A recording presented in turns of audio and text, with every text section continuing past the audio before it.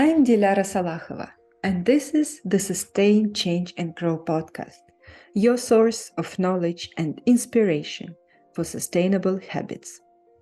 What is your relationship with nature? You probably enjoy walking in the park or in the forest from time to time, or going hiking in the mountains, or swimming in the sea on vacations. And you may have noticed a positive feeling of calmness and harmony during the contact with nature.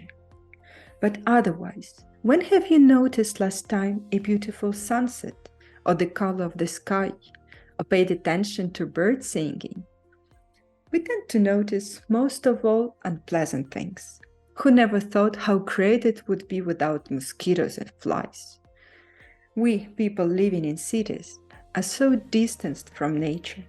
We get things ready for us, sliced and packaged, that we even forget to ask how these things were produced. We forget the role nature plays in our lives. And we forget that we, humans, are part of this nature ourselves. We owe to nature everything: our food, medicine, clean air, clean water, our mental health. And still we tend to forget that this is the case. Have you heard the word biodiversity? Biodiversity is one of the main characteristics of nature. It means variety of life in all its forms and shapes, including plants, animals, microorganisms. For the life on Earth to be sustained, a subtle equilibrium of species must be preserved. The planet can't survive with only one species, humans, being present. And still, that's where we are heading. In today's episode, I will discuss with my guest, Sandra Fernandes-Osores, various questions related to biodiversity, the role of nature for humanity, the unprecedented loss of biodiversity and its consequences. Sandra is an environmentalist from Peru.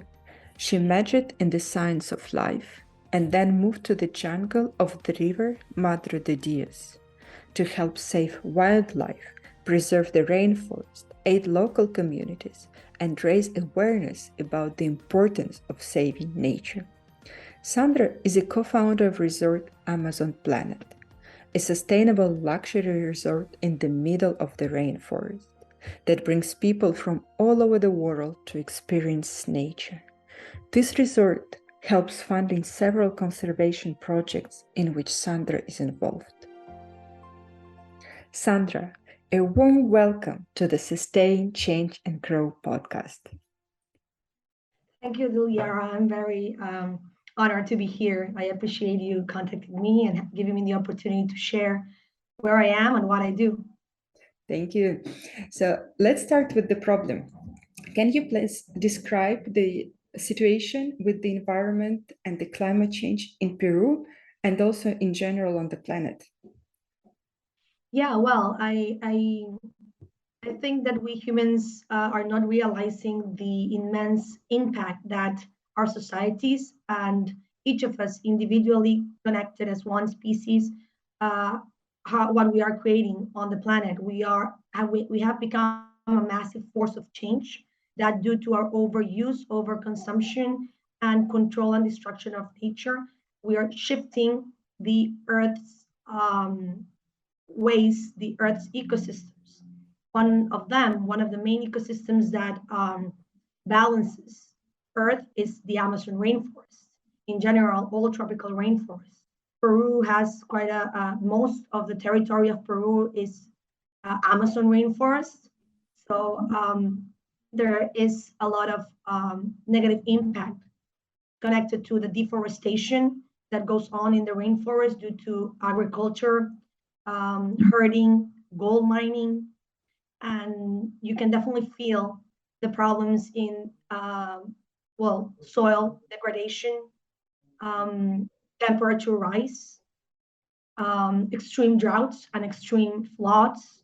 And I believe when I say these words, it's probably something that a lot of people are experiencing in different parts of the world.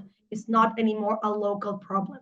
It has become a global planetary problem that we really need to face and recognize and come out of that denial and blindfolded situation that we have become used to because of the comfort of some things of the materialistic life that we live, to realize that this is coming to affect all of us, no matter where you are in the world.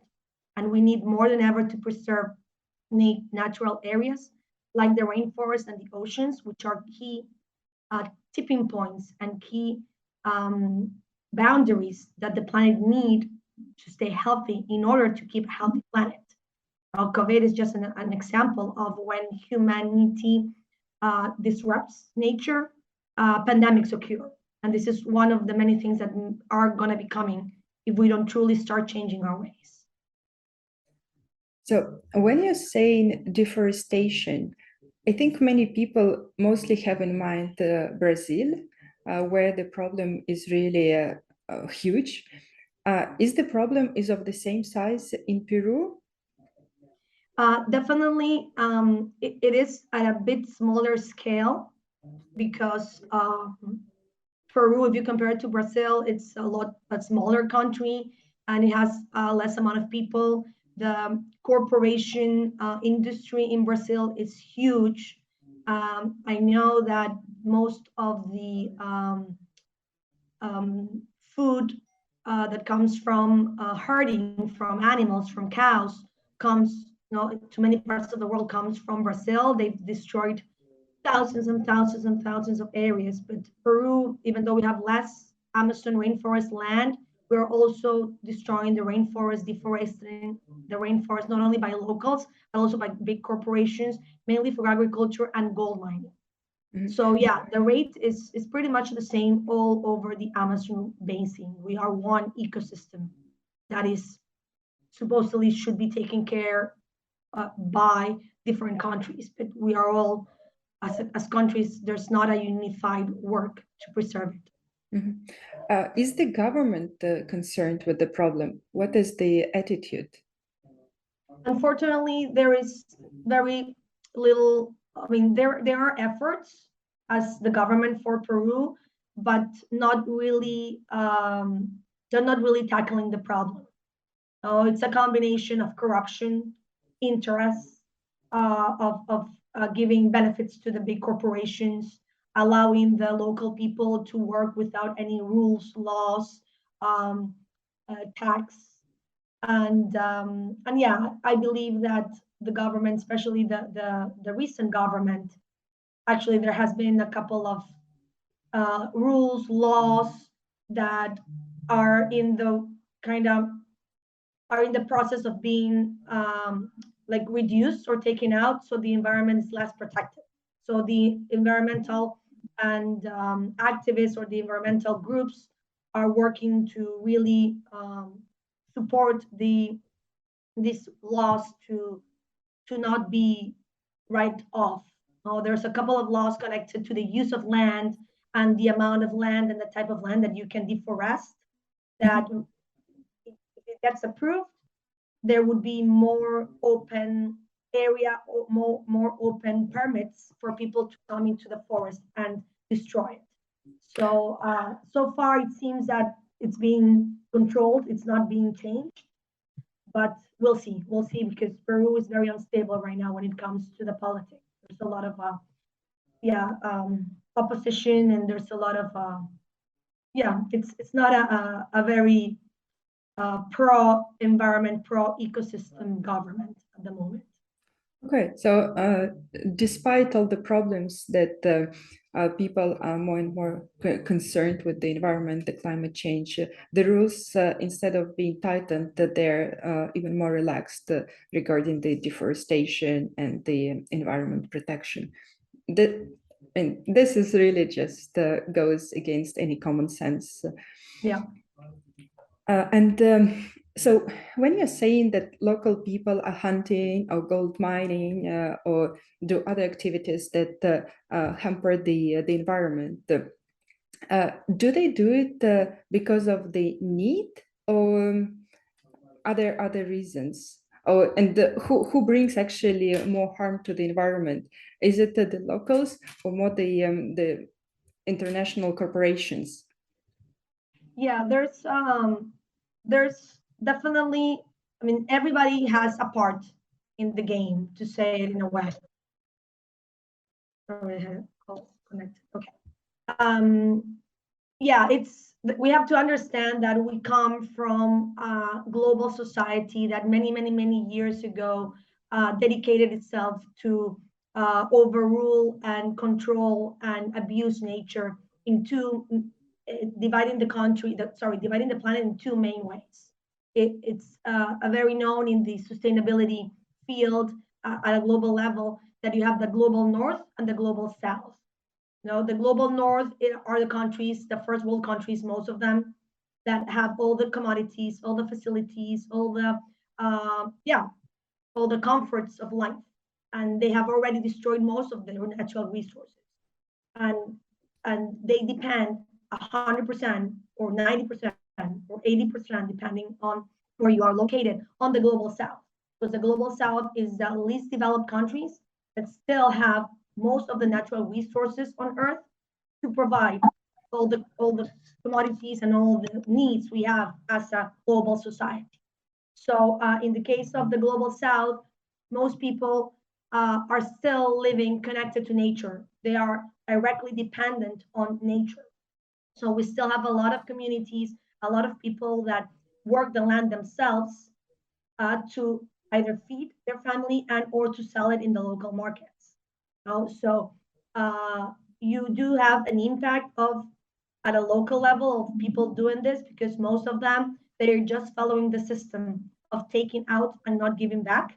The ancestral knowledge has been lost in many areas, in many places, but still small scale compared to the big corporations that are coming to the global south and destroying hectares and hectares and hectares of land at one time, to provide food for the global north or for the same global south, where you have the big cities that need these resources.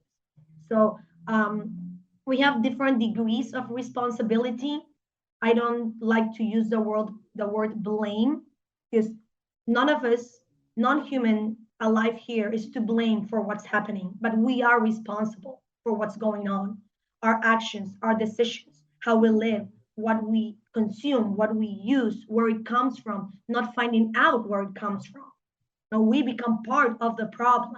And if you are obviously an entrepreneur or a business person that is developing a business that is literally directly destroying an area of land to create a product, a massive product, to support a need, you are being part of the problem. This is something that we need to start changing. We need to move to a more green, sustainable, responsible economy that truly allows the cycle to close in nature, and that really recognizes that our economies and our livelihoods are not possible if the natural capital that we all depend on doesn't exist. If we don't have trees, there's no air. If we don't have a healthy soil, we don't have food. If we don't have healthy rivers and oceans, we don't have water. So we are really not conscious and aware how we are self-destroying our source of livelihood for everywhere, no matter where you are. If you depend directly on the forest, or if you depend in a business of tech, you need natural resources. And if we wipe them out of the planet and keep destroying nature, where are we going to get our resources from? Yeah, let's stop here for a while, and maybe you can explain a bit in more details what is the role of the Amazonian rainforest for the plain and for the climate change? Yeah, the Amazon rainforest is one of the key ecosystems for planet Earth, connected to other places that have been recognized as tipping points for our planet. That means if we keep destroying this specific ecosystems on our planet, we're turning the Earth into a point of no return, where it's going to collapse, and the Earth is going to still be here, but the species that are on Earth are going to be shaken away out, and especially humanity. Also, in the case of the Amazon rainforest, as we know, it's called the lungs of the planet. Yes, definitely connected to the oceans, and other tropical rainforests is one of the main um, providers of oxygen, capture of CO2. The amount of trees that the whole Amazon basin has, and has a lot of power to capture all the CO2 that we're producing through our fossil fuel burning, plus providing us with clean air by the oxygen that the airs that the trees provide. Then you also have the cycle of water, the rains that happen in the Amazon, and the whole cycle of water that's connected to other parts of the world is very important. The rain that happens in the Amazon brings water to the soil that is connected to the underground waters that go, into the rivers as well. Then you have what is known air rivers. You have these currents of air that move, and you can have rain in other parts of the world thanks to the rain that goes on in the rainforest and stuff like that. So plus the biodiversity. Now, biodiversity is key to a healthy planet. The reason that we have been allowed to live this vicariously on Earth and use and use and use and overuse is because of the resilience of Earth due to its biodiversity. The more biodiverse an ecosystem or a system is, the more opportunity it has to give resources and to renew itself and to provide the amazing ecosystem services that is given to us. So by Earth. Yeah, sorry, you continue? Yeah, no, go. No, so I would like to ask you actually to expand a little bit more on the biodiversity and why it is important to have that, like what is the scale of the problem with the biodiversity? And second, why is it really that important? Because now at different levels, many people talk about the biodiversity, but I think there is still a lack of understanding for normal person why is this that important. Yeah, well, I'm going to be as brief as possible, but Earth has 4.5 billion years according to the studies of the life of the planet.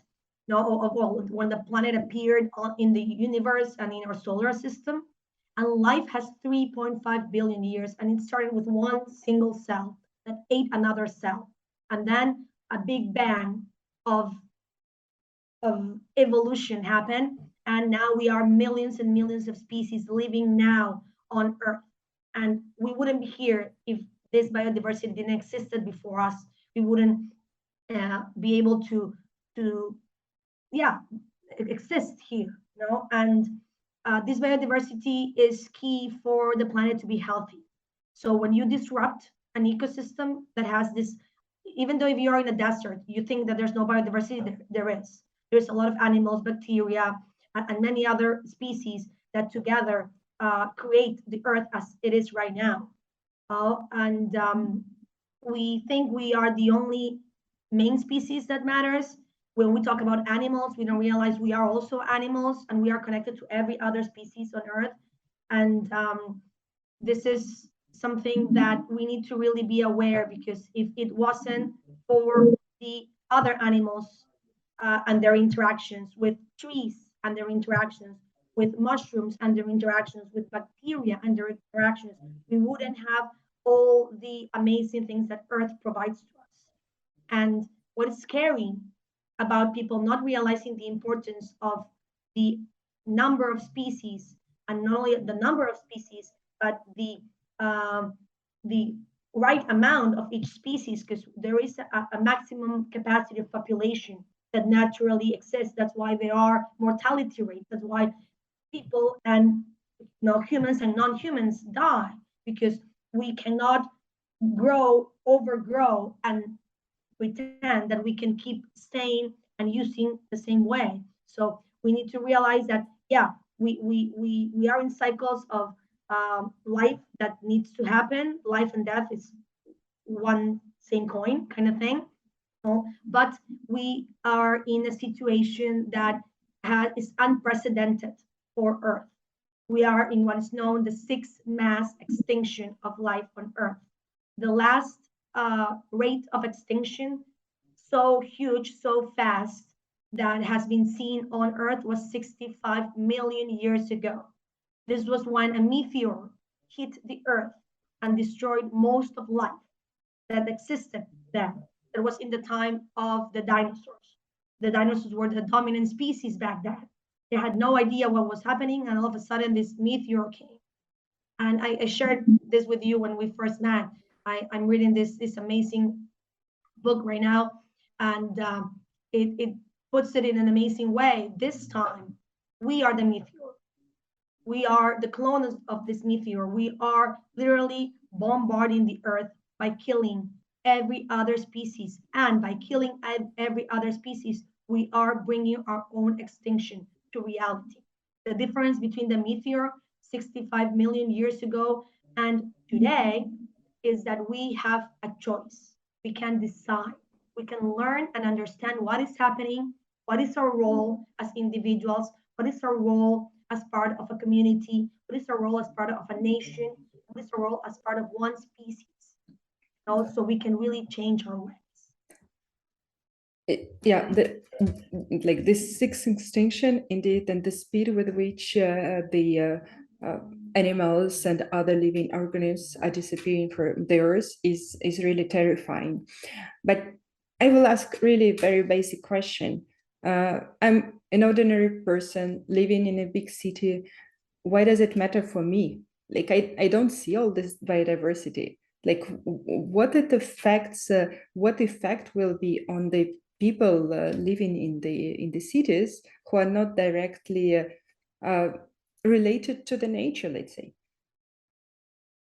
Yeah, this is where we need to understand, and I'm not, my intention is not to scare people, but it's to really put us in awareness of where we are and what we do. Cities are going to be the first ones to suffer because cities do not exist if nature doesn't exist.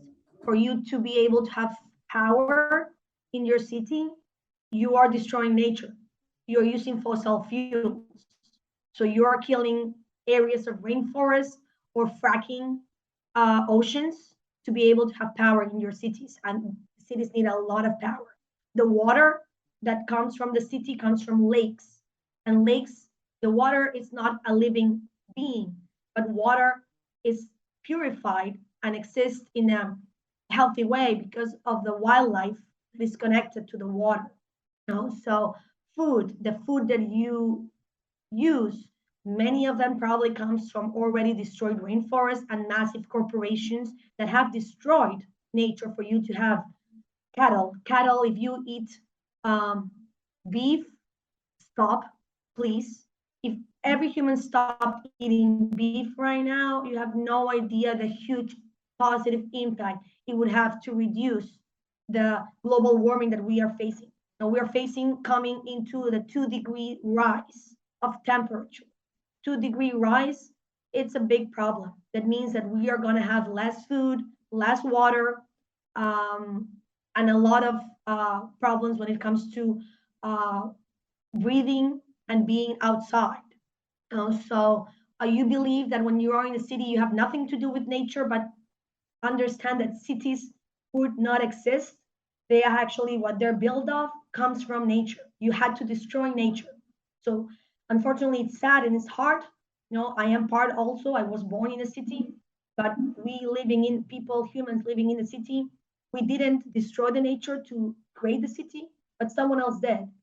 And if you continue the cycle of using resources in the same way, fossil fuels, deploying water, using and eating or buying from corporations that massively destroy nature and abuse other animals, you are part of the problem.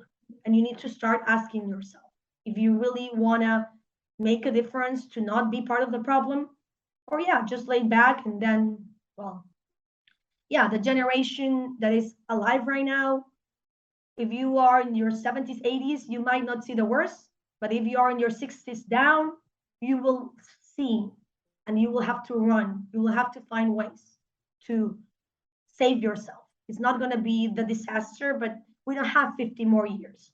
This is something that I always share. I don't want to scare people, but yeah, it's time to panic, as many climate experts and ecosystem and nature experts, one being me, are really telling people we need to panic because it's time.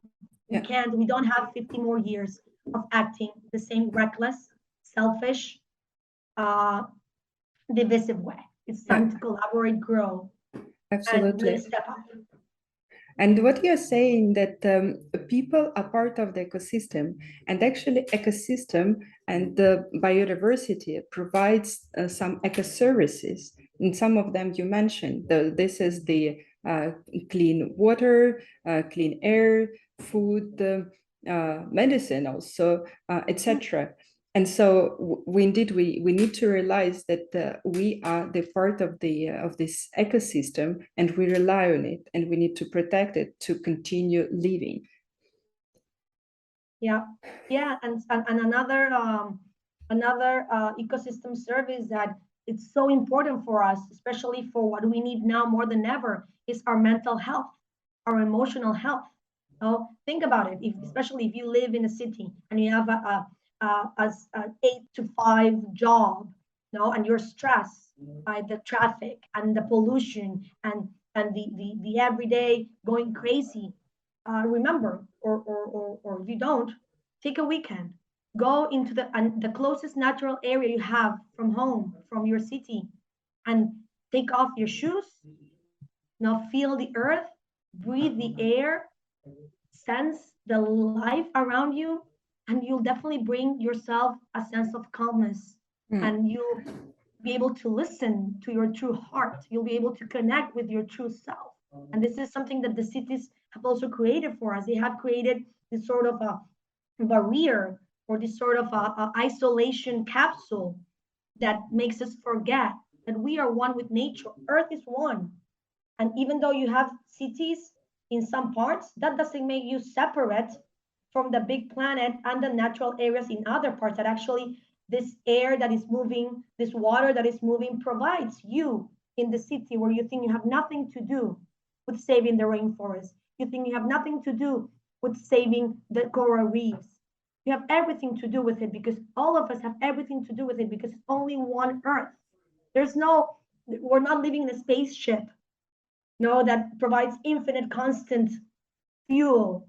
We need Earth to be healthy for us to be healthy in mind, in body, and spirit. Yeah, absolutely. Mm-hmm. And let's now talk about what you're doing. So can you describe it? Yeah. Well, my journey started a few years ago. It's actually going to be 14 years that I moved to the Amazon rainforest. It's going to be 14 years now on the 4th of November. And I celebrate that day because the day that I decided to change my life, I decided to, I'm not saying that everybody has to do the same. Not everybody needs to move away from a big city into nature. You can also be sustainable living in a city. It's just small habits that you need to change. In my case, I was never into the big city, the consumerism, and the stress and the materialism that city provides. I was very connected to nature since very little. So I moved there because I wanted to, first of all, make a change in my life, in what I'm surrounded with, and then be part of something bigger to support nature, to be saved and restored. So since then, I am part of an amazing group of people that is working days on heart, strong, heart-centered, passionate to support nature preservation and nature restoration through different projects that directly help wildlife, help rainforests, and help the people living in that area to be and live in a more sustainable way. You know, and then Can you give something, examples? yeah, of course. Directly, one of the main things that it's important to support nature conservation is protection. Myself with this group of people that I'm part of, We are protecting about 700 hectares of land. It's not a lot compared to other people doing amazing saving or protecting more land, but it's a land that we have made sure that nobody's coming in to destroy. Nobody's coming to log, nobody's coming to hunt. And we are also helping the nature inside and around be restored. Projects of wildlife management, like this rescue center, is called Tarikaya Eco Reserve. Well, the Tarikaya Eco Reserve is the reserve that I'm part of. One of the projects is the Tarikaya Rescue Center. The fourth most profitable black market industry after human trafficking, drugs, weapons is animal trafficking. So if you have a parrot, if you have a macaw, if you have a monkey in your house, 10 or 20 had to die in order for you to have that animal. And maybe you bought it at a legal pet shop, but it wasn't taken out illegally from the forest. So many animals are taken out of the forest illegally. They're abandoned. Some people take them as pets and they are malnourished. So what we do is we rescue these animals and rehabilitate them.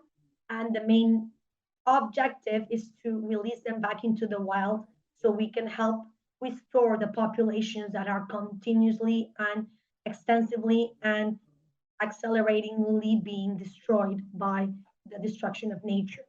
Also, reforestation. Reforestation is very important, but there is a key issue that is not being tackled, which is how we do reforestation. It's not just about planting trees. It's about planting the right trees in the right place, in the right form. Because if you plant an exotic tree in a natural area, you can actually cause a terrible effect because it may be an invasive species that will destroy the natural ecosystem and kill the native biodiversity. So it is important to work in reforestation that promotes the regeneration of native plants in a region, and if possible, make it an agroforestry system. Means that you reforest with native species at the same time that you are planting crops in combination to recover the soil and make a productive land where products can be used by humans and sold so they can make an income while the forest is being regenerated by the trees that you are planting, which again is very important to make sure they're native.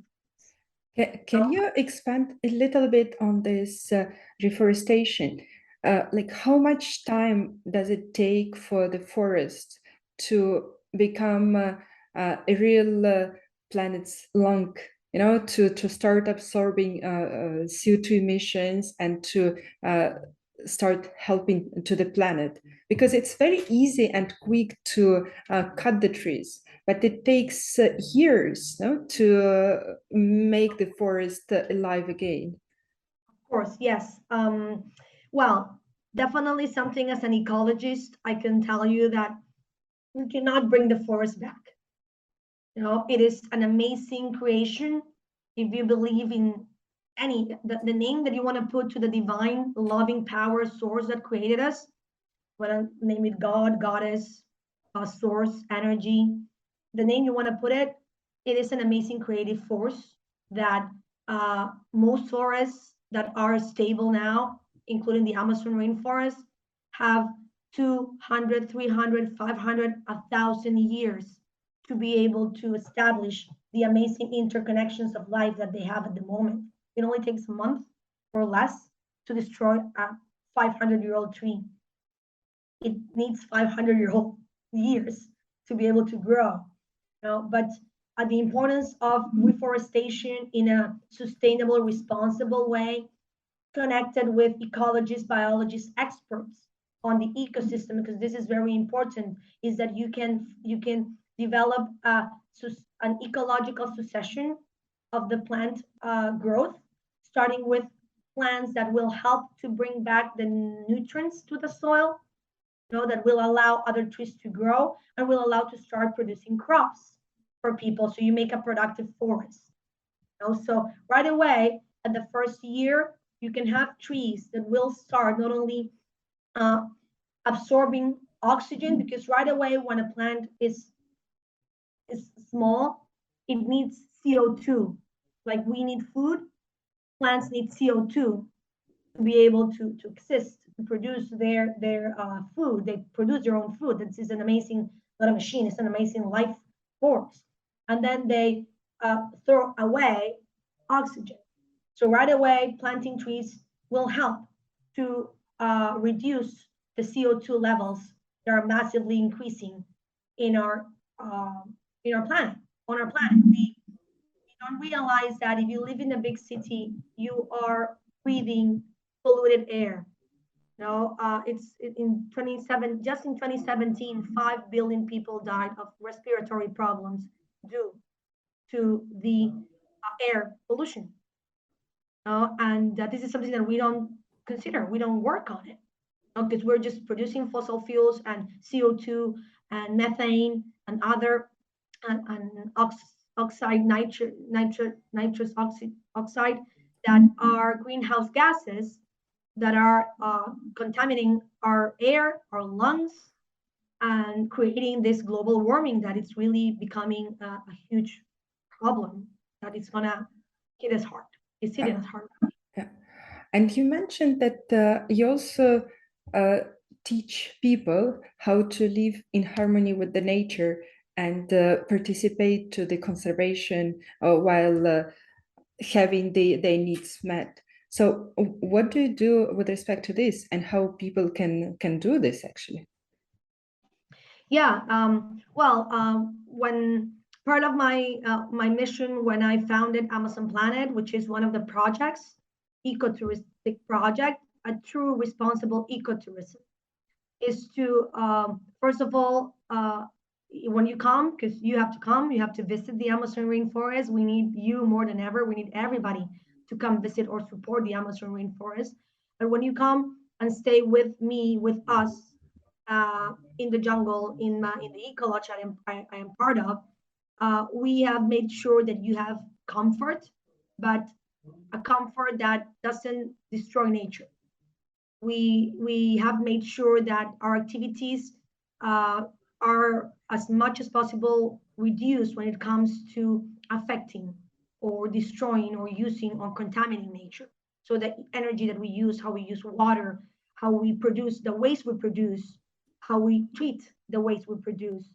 And so when you come to the Amazon and to us, you become part of this mission. You become part of being more sustainable in the way you act, how you use energy, how you use water. So it is sort of a therapy slash education experience, because you become part of the ecosystem that we live in. We live in harmony, and you come into an area where you're not the one that you're just one more, and actually you're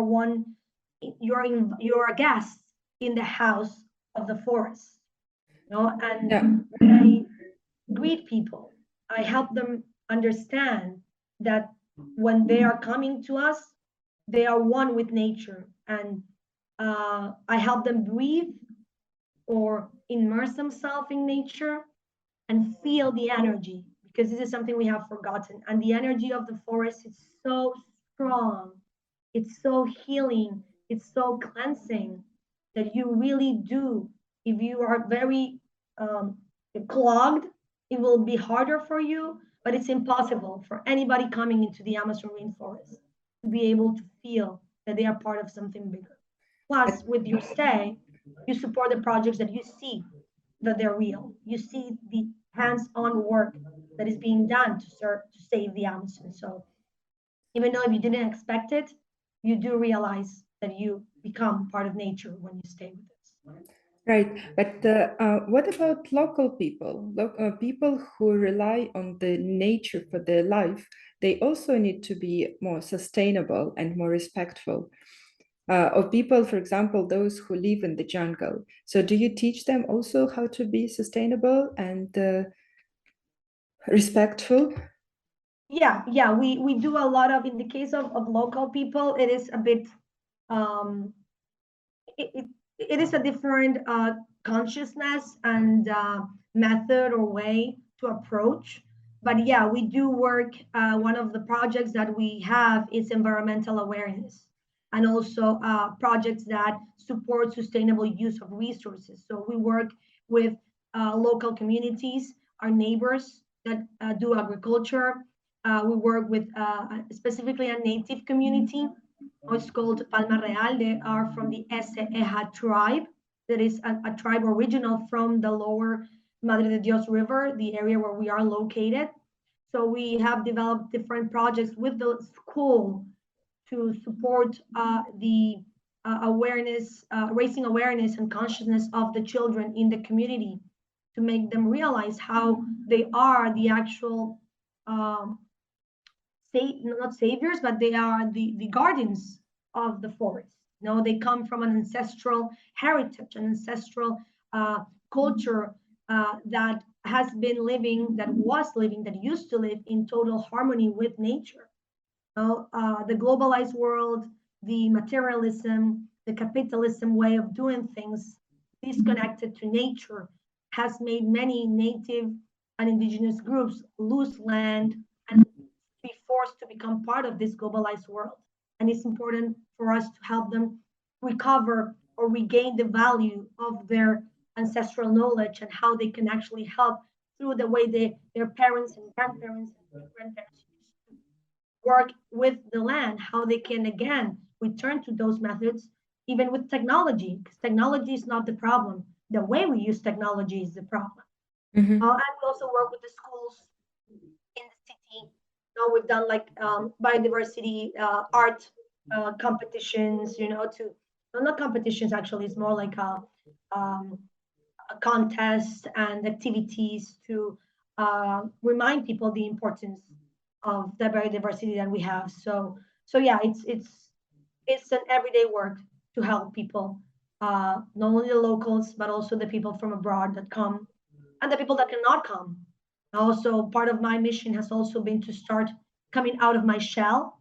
And there's a lot of people that I'm connected to that are working the hands-on work right now. And I realize that we need someone.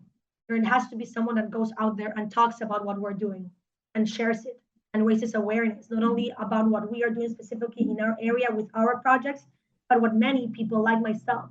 We are guardians of Earth, many of us, not only in the Amazon, not only in Peru, everywhere, in every natural area, there are people that are hard working to save natural species, natural ecosystems, and we need the people who are not doing it to fund this. We need funds because there is too much money coming into destroying nature. We need to compensate this. Yeah. So let's take it one by one. So first, how responsive are local people and the children and the other people you're working with? Grown-ups are harder. No, most of them, unfortunately, we are in a third world country where the livelihood is based on being able to cover your basic needs. So there is this Maslow pyramid of needs for humanity. So when you need the basics, food, shelter, and basic amenities to have a comfort life, you're not going to really care. If you're hungry, if you're thirsty, if you have a home, you're not gonna care what you do to get money. So Absolutely. we have this issue with many people. That's why Plus, actually initially I asked you if people destroying the forest because they do gold mining or whatever because of the need. So in a way, we even can't really blame them or take them responsible for their actions because they need to feed their families. yeah. As I said, the responsibility is a systemic responsibility. The governments that we have elected in the past 100 years, the corporations that we buy from for the Yes, past 100 years.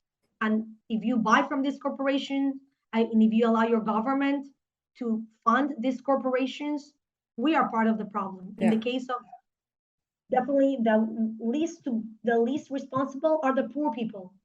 because they don't have the means or the opportunities to be able to change their ways. Or even This the is why choice. Yeah. this is why it's so important to, I mean, we don't realize that the poorest people are the ones managing the nature that we abuse. And so we are keeping this loop. So if we don't start giving more value to nature, so instead of paying 1 cent for a kilo of potatoes to the farmer when you sell at $5 your chips in the supermarket, we have to realize the unjust balance, that we have created in this unjust economy. So there is a combination of poor people not having options with the greed of a lot of money coming into destroying nature. So Yes. it is a hard thing to do now. I do believe that the key element is the young generations, to make them not, we are born with an innate natural sense of love, collaboration, and supporting each other, loving each other, and being one with nature. This disruptive, um, I'm sad to say it, but sick way we have become with our economies, separate from nature, destroying nature to be happy. No, it's a chip that is ingrained to us because we're told that is the way to go. So we support children to not lose that connection with nature. We're able to not have that switch turned off. Let's call it that our switch is turned off. Our switch to love, to collaborate, and to be one with nature is turned off at the moment. We can't Right. turn it on, but seeing with different eyes, right? Yes. So with children, we can help them, and that means also creating economies that support just, sustainable, responsible, fair trade. Yes. Right. And so you mentioned that there are many people like you doing other things for the environment, for the protection, etc. So do you collaborate? Do you have some sort of international community, or maybe the community within Peru? How supportive you are of each other? Well, it's hard. The support is hard. Collaboration is not easy for most humans because what I just said before, how we are chipped to believe competition and stepping over each other is the way to go. But yeah, I am part of a group of local people that is working hands on. We are connected to not only in the area where we are, but other areas, and we exchange experiences, knowledge. We support each other. Help I help to find resources to other places if possible, and I'm connected to a few groups internationally that are working in activist actions to really raise awareness and start opening humanity's eyes. Yes. Okay. And you also mentioned another problem is with the funding. So what are your sources? Are you connected to some sort of philanthropies? Is there funding coming from the NGOs? And another question, as you're protecting the forest and you're contributing to the reduction of the carbon emissions, do you think of the carbon offsetting as a source of potential income? Yeah, definitely. Well, at the moment, it's a direct source of income that we're getting from clients and people who support our project. I am working to create a collaboration so we can get more funds from international groups or NGOs, but it's not that easy as it looks. There's a lot of people already connected to other groups, and people that actually fund places that are not doing what they say they're doing. So I am working to get bigger funding because it is important. We do need funding. We do need money. The thing is that where the money comes from, that's important. So we need to find people who are truly looking to make a difference and supporting sustainable businesses. Because it's not about giving money. It is important, the philanthropy, but what we more need is sustainable businesses that can help bring an economy that it's really just, fair, green, sustainable. Oh, and can you repeat the last part that you said? So you preserve the forest, and the forest absorbs carbon emissions. So there are projects of carbon offsetting. So people who want to become carbon neutral, so they invest in carbon offsetting projects. And actually, potentially, you could be one. So you can get some source of funding from this. Have you thought about it? Yeah. Yeah, no, definitely. We right now there is a possibility of a joint venture or a support to get the studies of the amount of carbon that is sequestered by the forest that we protect. It is a very costly analysis, so you need a good funding to get the right number, so you can actually offer it in the carbon market. That it's mainly at the moment voluntary, but hopefully it will become more of a norm than a choice or an option. And yeah, that's definitely one of the options that I promote at an individual level. Even, if you want to offset your personal, individual, or household emissions, you can fund or help our projects.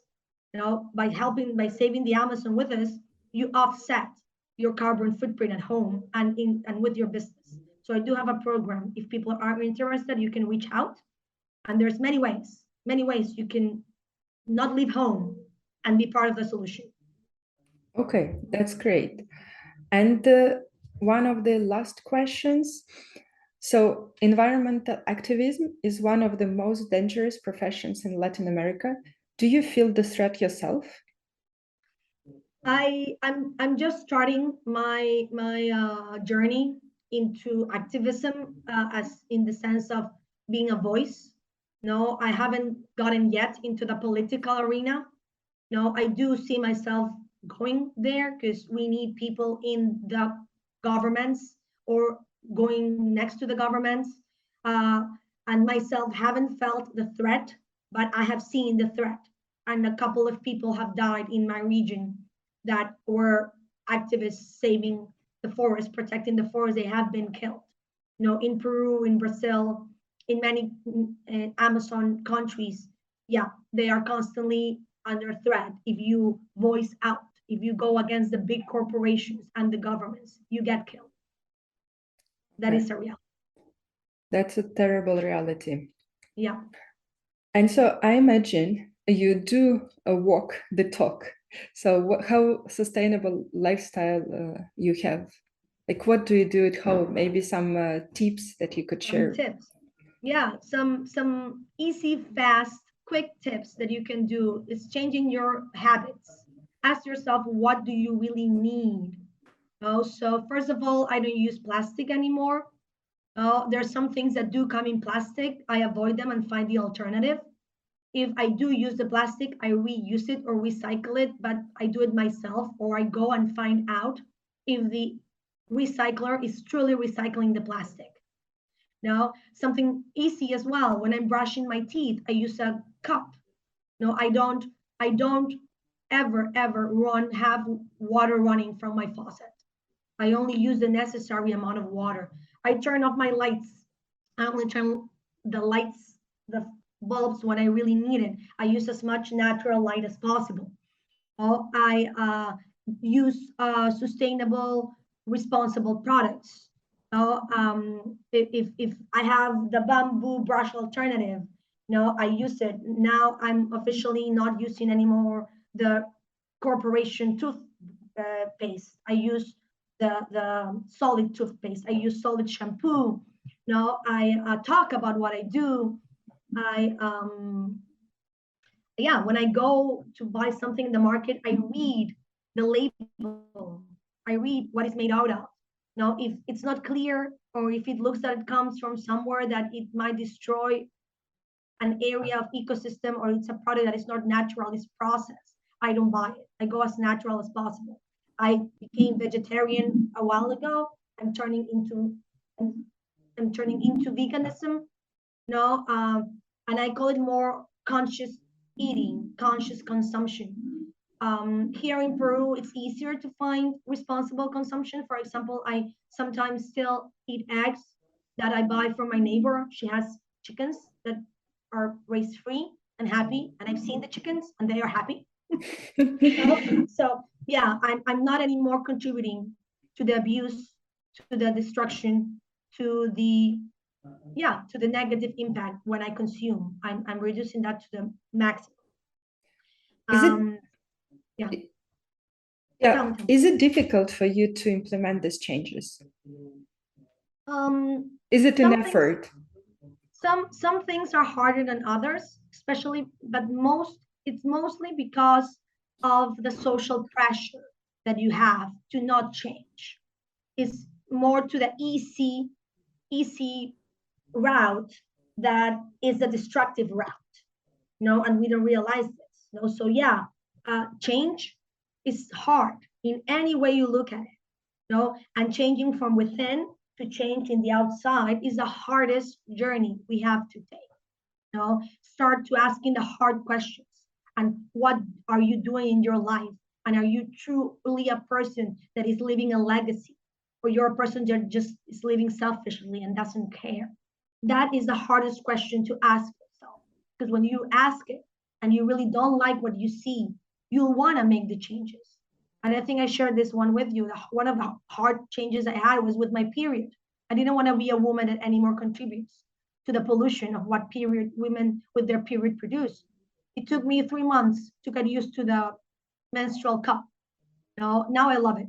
And it is really comfortable for me. And I feel cleaner. I know that I'm not contributing to the disaster that we do with the regular pads or with the tampons. I also encourage people using the reusable or washable underwear. That's another option for women, because we are a big problem with that. But yeah, it took me a while and I was ready to quit.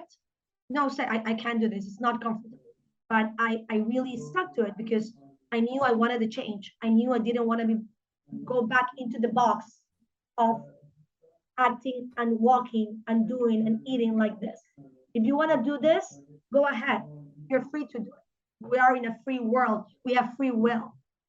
But if you feel you're ready to go like this, or if you are doing this, or you're ready to do this, please go for it and contact me.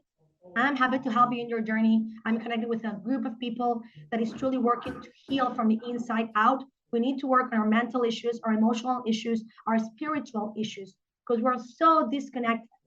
And with the pandemic, it truly has become a reality that we need to reconnect again with ourselves and with each other so we can unite and be one amazing, loving community, one species together. And I think we can do this if we truly put ourselves into the task of being the change we want to see in the world. Right. And actually, we don't have to start with doing everything at the same time. We can start with a small action and then continue as soon as we feel easy with the one task. And we also feel much more empowered when we feel that we can make changes in our lives and also in the life of the environment. Exactly. And with this, let me turn to the last question, which is your 2 most inspiring books, the question that I ask every guest. Well, for me, that's a hard one because I read a lot. So there's a lot of inspiring books that I would definitely recommend everybody. I would be a bit selfish now to offer my book. It's not my book only, it's a book of a collaboration book that brings you to all these other books and all these other resources that you can use yourself to raise your awareness and to heal from within to the outside. But now a book that I would encourage everybody to read as a Bible is called Gaia, Gaia by James Lovelock. That is a book that will really awaken your sense of how we are all connected and how Earth is a living entity that we are part of. And we must now really work to support life in every form, because otherwise Gaia, Earth, will shake us off and we're doomed to be one memory of a species on this planet. And I hope that as humanity, we want to stay longer and live longer and happily and have generations and generations to come in this beautiful planet that is alive and that we must love. And so, what is the name of your book? My book is called 12 Ultimate Hacks to your spiritus awakening. 12 Ultimate Hacks to your spiritus awakening. Okay. It is in Amazon right now, and I don't know if I can share in the chat, and you can share the link to the direct funnel for the book. The link will be in the description of the episode. Okay, I will send it to you later then, or Yeah, absolutely. Yeah, I will. That's a collaboration book that I hope that everybody gets to turn into their guide or their roadmap, because we have really come up with amazing people out there around the world supporting the awakening from mental health to emotional health, spiritual health, physical health, and planetary health. All of this needs to be done now. Yeah, thank you very much. Thank you very much, Sandra. That was really very interesting and very informative and also very inspiring talk. So all the best with all your projects. Thank you. Thank you for the opportunity and giving me this space to share who I am, what I do. And yeah, let's keep growing together and keep doing the amazing work that you're doing by spreading the word about sustainability. It's so important. Absolutely. Thank you. Thank Bye-bye. Bye-bye.